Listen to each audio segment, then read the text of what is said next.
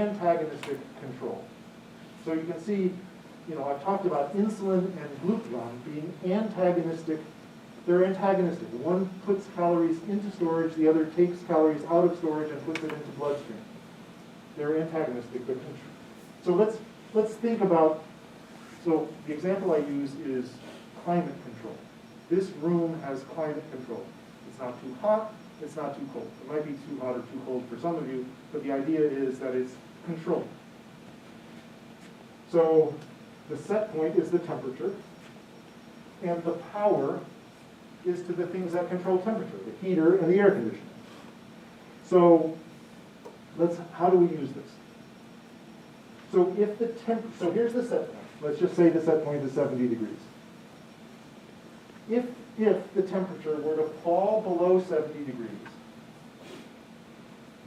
cold, the power to the heater would be increased, and the power to the air conditioner would be decreased in order to raise the temperature.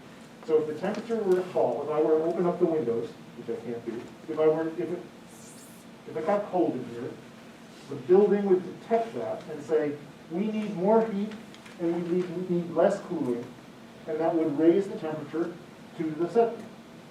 If it overshot, the building would say, oh, now we need less heat and more cooling to bring the temperature down.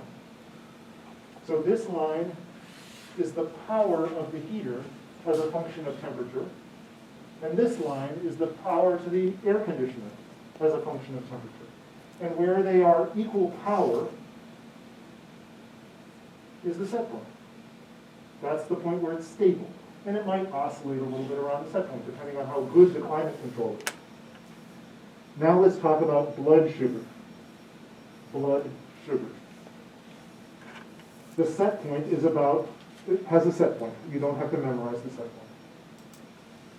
If blood sugar goes up after a meal, by the mechanisms that I just taught you, insulin is released, and that insulin causes the muscle fat and liver cells to put that glucose away as storage molecules, and reduces blood glucose back towards the set point. If we're starving between meals or something, blood glucose goes down, or tends to go down. The pancreatic beta alpha cells detect that, say, oh, that's low, we need more glucagon, and we need less insulin in order to release glucose into the blood back to the set point. So glucagon and insulin work together to maintain homeostasis of serum glucose. That's the key point. Now, let's finish with one thing. I don't have a slide for this.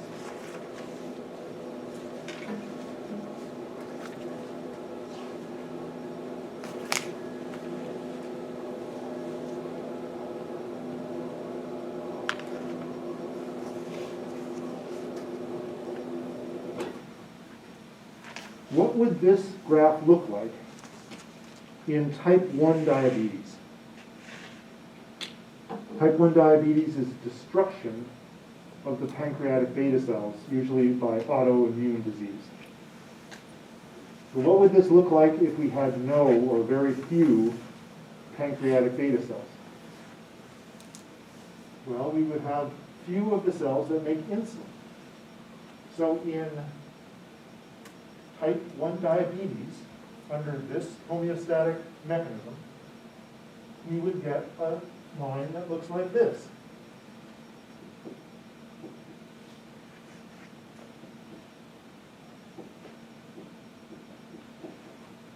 Okay, well, where's the set point? The set point is way out here. High blood glucose happens in type 1 diabetes because of the lack of insulin.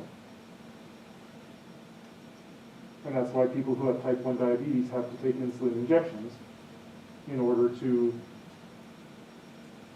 have enough insulin to maintain a normal serum glucose. Okay, let's stop here. That's enough of this. We're at the end of the first section. Let's take a 10-minute break and get ready for the next part of the course.